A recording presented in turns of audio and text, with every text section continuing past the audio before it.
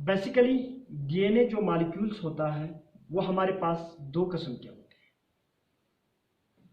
एक होता है लीनियर फॉर्म ऑफ डीएनए, एक होता है linear form of DNA molecules, दूसरा होते हैं circular form of DNA molecules. क्या होता है? Circular form of DNA molecules.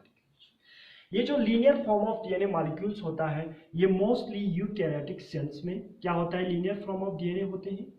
और जो हमारे पास प्रोकैरियोटिक सेल्स है, एक हमारे पास प्रोकैरियोटिक सेल्स है, दूसरा हमारे पास जो ऑर्गेनेलीज है, दो ऑर्गेनेलीज ऐसे हैं जिनके अंदर अपना जेनेटिक मटेरियल रहता है।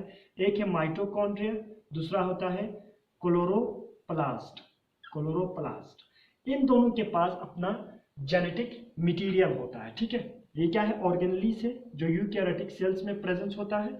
Mitochondria presence in both plant cell और एनिमल सेल्स, लेकिन जो क्लोरोप्लास्ट होते हैं ये सिर्फ प्लांट सेल्स में प्रेजेंस होते हैं। अब इनके पास क्या होता है? Circular form of DNA molecules presence होता है। ठीक है, सपोज ये है हमारे पास linear form of DNA molecules, और जो circular form of DNA molecules होता है वो इस तरह से प्रेजेंस होता है। अब देखो, रेंडमली रेप्लिकेशन के जो प्रोसेस है वो रेंडमली किसी जगह से इनिशिएट नहीं होता है, वो हम एक पार्टिकुलर रीजन से प्रोसेस ऑफ डीएनए रेप्लिकेशन का जो प्रोसेस है स्टार्ट हो जाते हैं, और उसी रीजन्स को हम क्या कहते हैं? Origins of replications. उसी रीजन्स को क्या कहते हैं? Origins of रेप्लिकेशंस।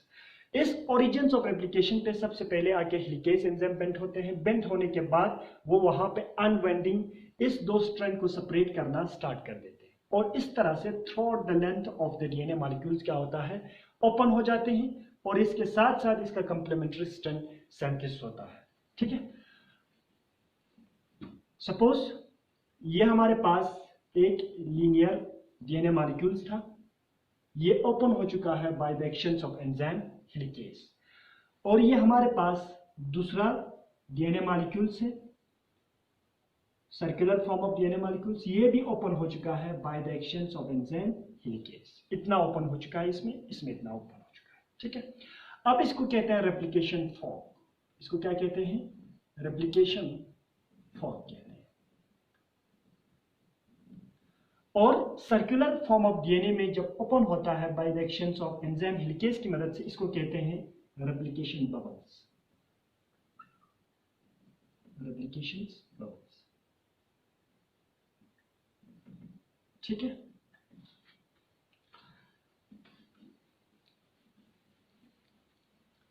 During the DNA रेप्लिकेशंस सबसे पहले क्या होता है? Number one, activations of nucleotides. Activations of nucleotides.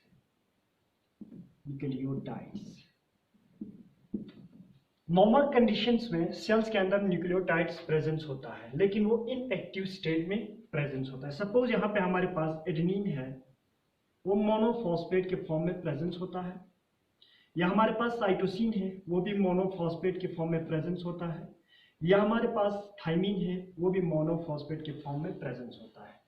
और गाइनोसिन, वो भी मोनोफॉस्फेट के फॉर्म में प्रेजेंस होता है। At the time of DNA replications ये सब ट्राइफॉस्फेट में क्या होते हैं? कन्वर्ट हो जाते हैं।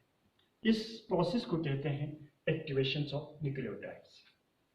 एडेनिन ट्राइफॉस्फेट में कन्वर्ट हो जाते हैं, cytosine triphosphate, thymine triphosphate, guanosine triphosphate में क्या होता है? कन्वर्ट हो जाते हैं, ट्राइफॉस्फेट। अब इनको देखो, ये पहले क्या था? ये इनएक्टिव स्टेट में था, इनएक्टिव फॉर्म में था।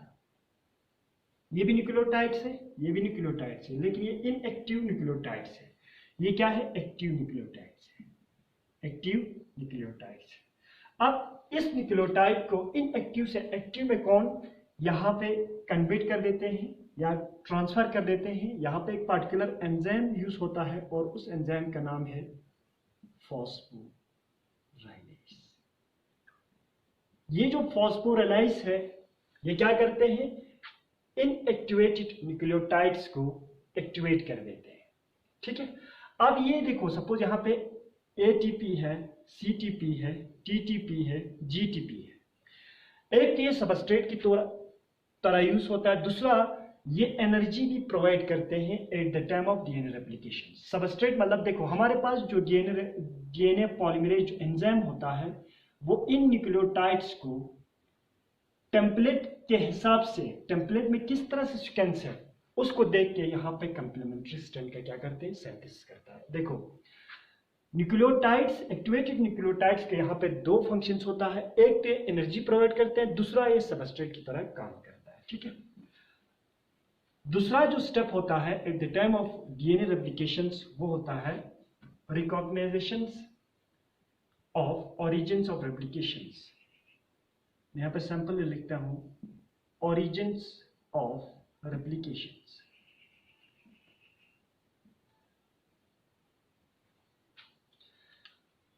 ओरिजिन्स कि कहां से रेप्लिकेशन के प्रोसेस को स्टार्ट करना है उसको कहते हैं ओरिजिन्स। ओरिजिन्स ऑफ रेप्लिकेशन कहा जाता है या सिंपली ओराई कहा जाता है। ठीक है, अब इस ओरिजिन्स ऑफ रेप्लिकेशन को रिकॉग्नाइज करते हैं हेलिकेज। कौन रिकॉग्नाइज करते हैं? हेलिकेज। अब हेलिकेज का दो मेन फंक्शंस है, एक तो ये ओरिजिन्स ऑफ रेप्लिकेशन को रिकॉग्नाइज करता है, दूसरा ये जो दो स्ट्रैंड के बीच में जो हाइड्रोजन बॉन्ड्स होता है उस बॉन्ड को भी क्या करते हैं, ब्रेक करते हैं।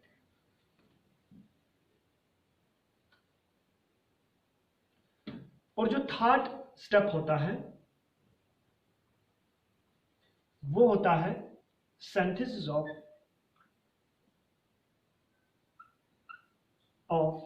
कंप्लीमेंट्री स्ट्रैंड या न्यू स्ट्रैंड। और यहां पे जो एक्चुअल जो सिंथेसिस का काम करता है वो कौन करता है? DNA polymerase. DNA polymerase enzyme इसको न्यू स्ट्रैंड को सिंथेसिस करता है और इसके लिए सबस्ट्रेट के तौर पे यहां पे यूज किया जाता है न्यूक्लियोटाइड्स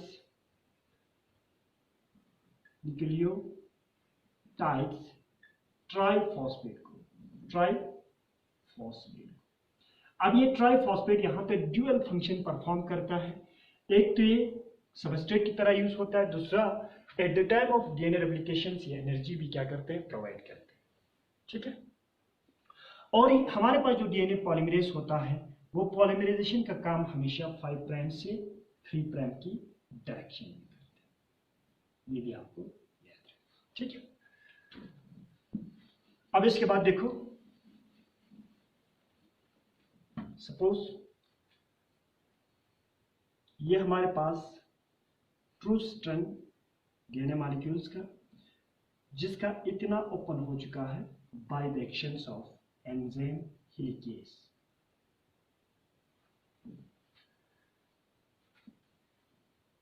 ये 3 प्राइम है, 5 प्राइम, 3 प्राइम,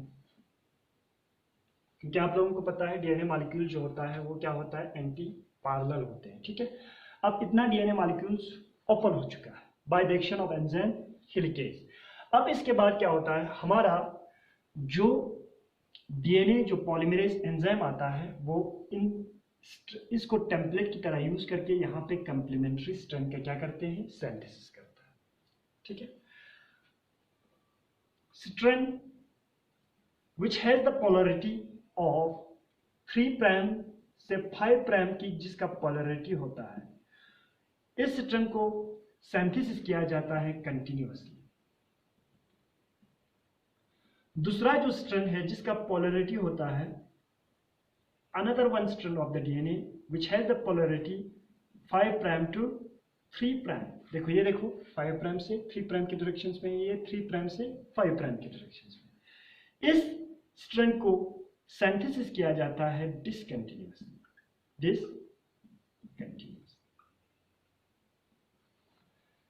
ठीक है, अब यहां पे हमारा डीएनए पॉलीमरेज जो एंजाइम है यहाँ पे कंप्लीमेंट्री स्ट्रैंड का सिंथेसिस करता है, इसको टेम्पलेट की तरह यूज करके। ये टेम्पलेट है कि इसके अंदर कौन सा सीक्वेंस है, कौन सा नाइट्रोजन बेसिस अरेंज्ड है, उसके हिसाब उसको देखकर यहाँ पे कंप्लीमेंट्री स्ट्रैंड का सिंथेसिस किया जाता है। और ये इसका 5 प्राइम है और ये इसका क्या है, 3 प्राइम। अब जो दूसरा जो स्ट्रैंड है इसका पोलैरिटी क्या है, डिफरेंस है, इसीलिए देखो इस तरह से सिंथेसिस होना स्टार्ट होता है, ये इसका 5 प्राइम है और ये इसका 3 प्राइम है। इस तरह से सिंथेसिस होना स्टार्ट होता है। यही वजह है यहाँ पे क्या होता है, डिसकंटिन्यूअस बीच में गैप हो जाते हैं, गैप आ जाते हैं, ठीक है। और यहाँ पे क्या होता है, शॉर्ट प्राइमर भी प्रेजेंस होता है। प्राइमर को सिंथेसिस कौन करता है, प्रीमेज, जो मैंने आप लोगों को बताया। अब इस प्राइमर को रिमूव करने का काम in case of eukaryotic cells में डीएनए पॉलीमरेज जो होता है वो basically in case of eukaryotic cell 3 types of DNA polymerase होता है। और डीएनए पॉलीमरेज जो फंस एंजाइम होता है वो रिस्पॉन्सिबल होता है for the removal of primer. और जब ये इस प्राइमर को यहाँ पे रिमूव करते हैं तो यहाँ पे लाइगेज एंजाइम आके इस गैप को क्या कर देते हैं, यहाँ पे लाइगेज एंजाइम की मदद से इस गैप को क्या किया जाता है, फिल किया जाता है। देखो ये जो स्ट्रैंड है ये कंटिन्यूअसली सिंथेसिस होता है, कंटिन्यूअस स्ट्रैंड कहा जाता है इसको। और ये स्ट्रैंड जो है डिसकंटिन्यूअसली क्या होता है, सिंथेसिस होता है, ठीक है। ये डिसकंटिन्यूअसली सिंथेसिस क्यों होता है, क्योंकि देखो हमारे पास जो डीएनए पॉलीमरेज है वो हमेशा पॉलीमराइजेशन का जो रिएक्शन करता है या जो प्रोसेस करता है वो हमेशा 5 प्राइम से 3 प्राइम की डायरेक्शंस में करता है। अगर वो यहाँ से सिंथेसिस करता है तो इसका पोलैरिटी डिफरेंस हो जाता है, यहाँ पे 3 आ जाता है और यहाँ पे 5। तो उसका तो काम करने का तरीका है हमेशा 5 प्राइम से 3 प्राइम की डायरेक्शंस में ही वो पॉलीमराइजेशन रिएक्शन को परफॉर्म कर सकता है। इसीलिए ये सिंथेसिस यहाँ से होना स्टार्ट होता है, जिसकी वजह से बीच में क्या बनते हैं, गैप्स बनते हैं। That is all about the process of DNA replications. Inshallah, next lecture we will discuss about the transcription. Thank you very much.